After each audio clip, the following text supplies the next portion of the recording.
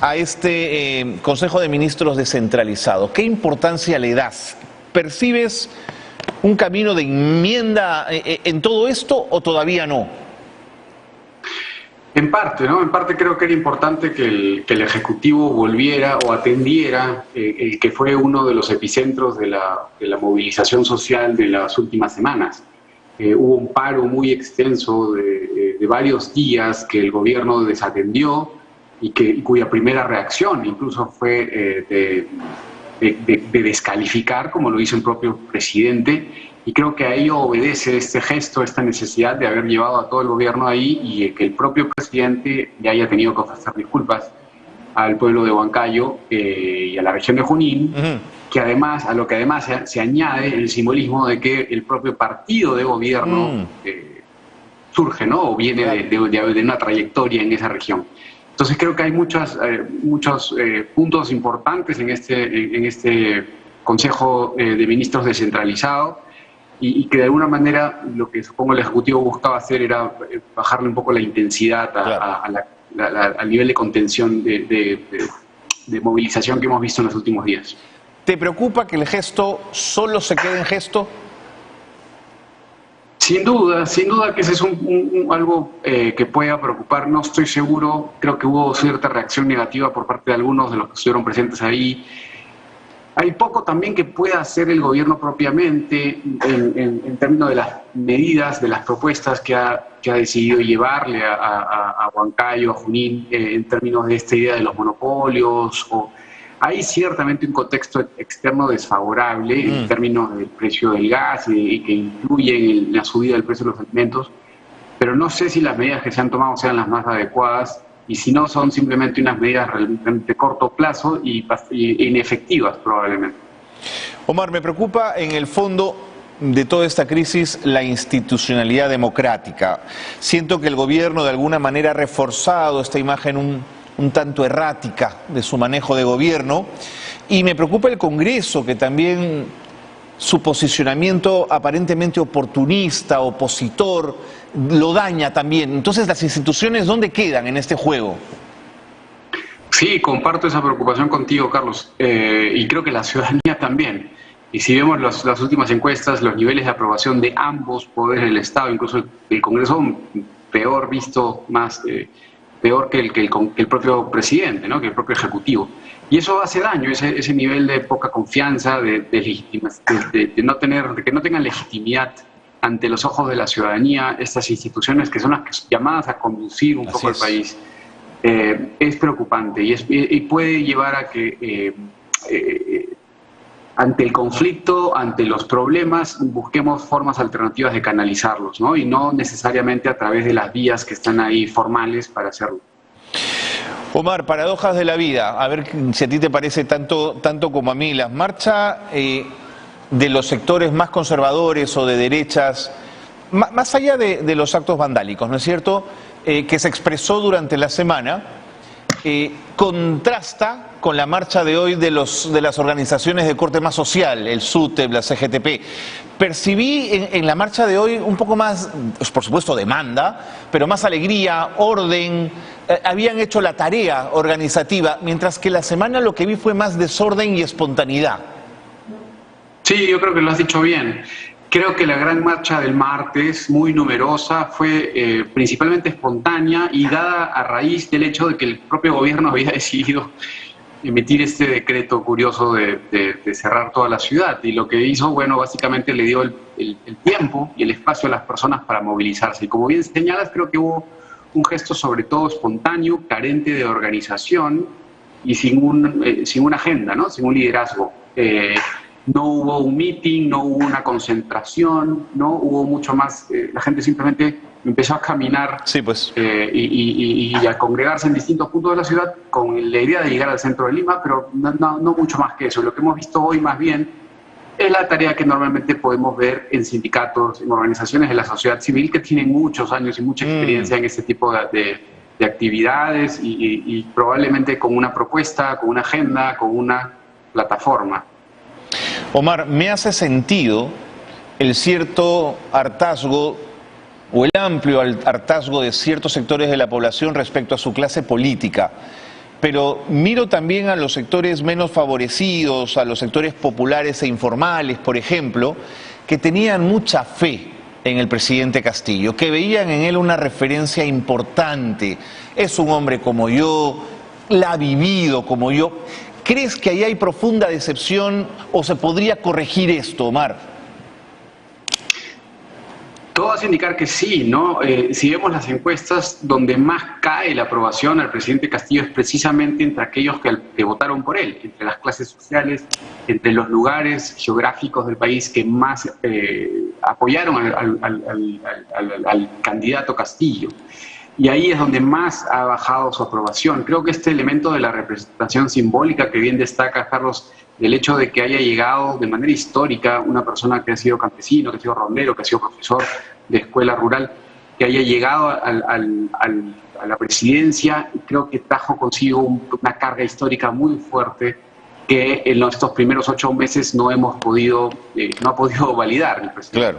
Se ha encontrado con muchos obstáculos. Creo que es producto también de eso.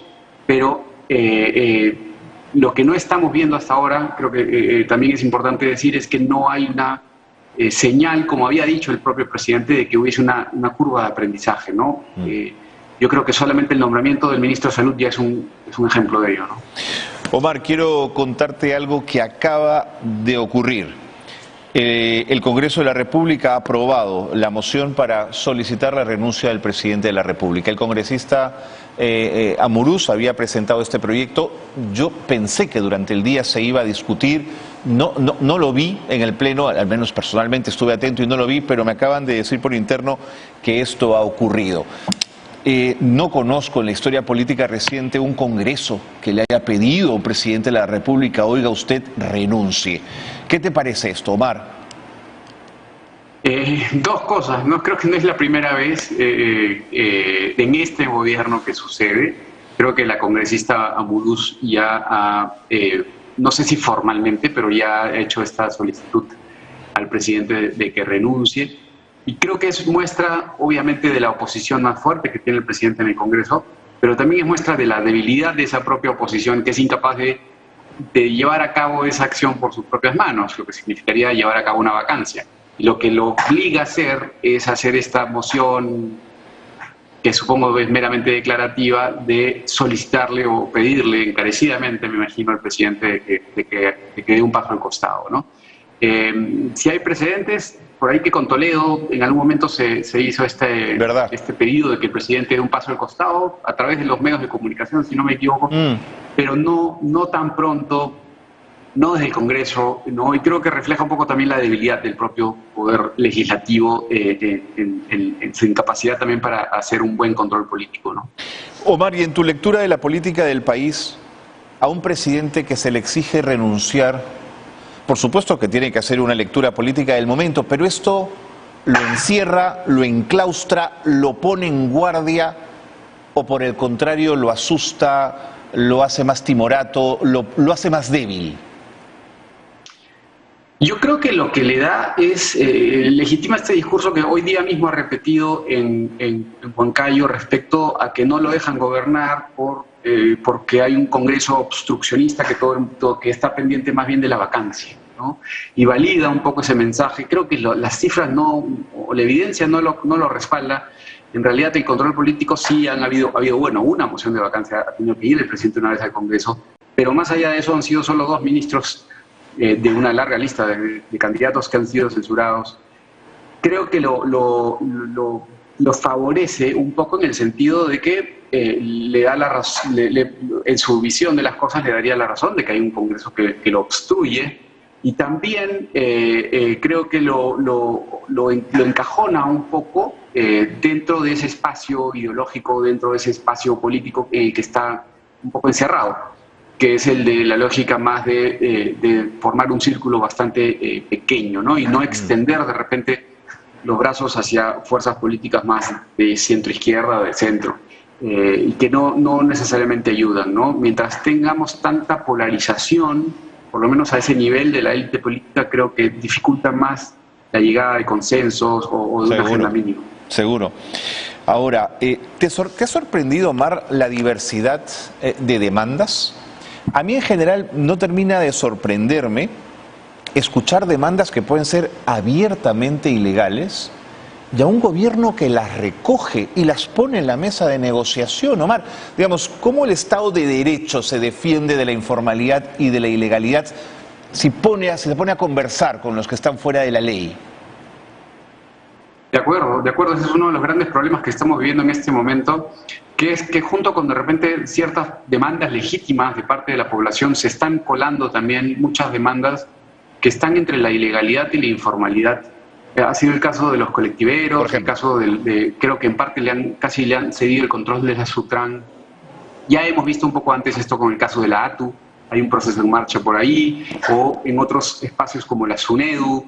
Y creo que refleja dos cosas, ¿no? Refleja un poco el poder de ciertos sectores informales en nuestra sociedad, en una sociedad 80% informal, donde mucha gente está en lo informal, no necesariamente en la ilegalidad, en la informalidad.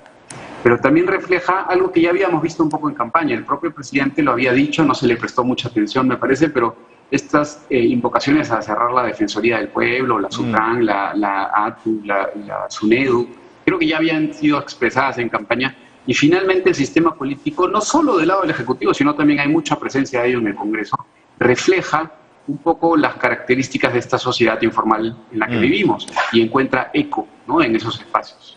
Omar, me queda un minuto, pero quiero recoger un texto de Sandro Venturo, sociólogo, exdirector de Toronja, la agencia de comunicación, ¿no es cierto? O director de Toronja, la agencia de comunicación, que dice lo siguiente: estamos más divididos que antes. Divisiones, polarizaciones y resentimientos cultivados en las últimas 2 décadas y en las últimas elecciones. En las calles y en las redes digitales reina la fragmentación y la desconfianza. Omar, la pregunta del $1.000.000, ¿cómo nos vamos a encontrar los peruanos en esta lógica? Es difícil, ¿no? Creo que le habíamos puesto mucho las fichas de repente al Bicentenario, como si una fecha así simbólica pudiese ayudarnos. Creo que en parte la pandemia también provocó que se nos viesen las costuras, ¿no? Y que se interrumpieran esos procesos que de repente ese nivel de simbolismo que solo lo vemos en el fútbol, quizás seguro, la comida, nos puedan ayudar. Creo que hay un proceso, hay que encararlo, ¿no? Esto ya no es la primera vez que nos pasa en nuestra historia. Episodios como este hemos vivido en la Guerra del Pacífico y después en más de una ocasión. Y creo que es de repente el momento también de volvernos a hacer esas preguntas urgentes y preguntarnos qué tipo de país que no simplemente cante unida a la costa, unida a la sierra, unida a la selva en el estadio, sino que también realmente se sienta entre la ciudadanía. En realidad. Omar, creo que ha sido sumamente claro. Muchísimas gracias por haber estado en Rimanchik, en Hablemos esta noche. Gusto, Carlos. Y tu casa, cuando quieras, venirte a conversar, Omar. Muchísimas gracias. Seguro que sí. Omar Aguapara, politólogo, ha estado con nosotros, nos ha acompañado esta noche para resolver algunos enigmas.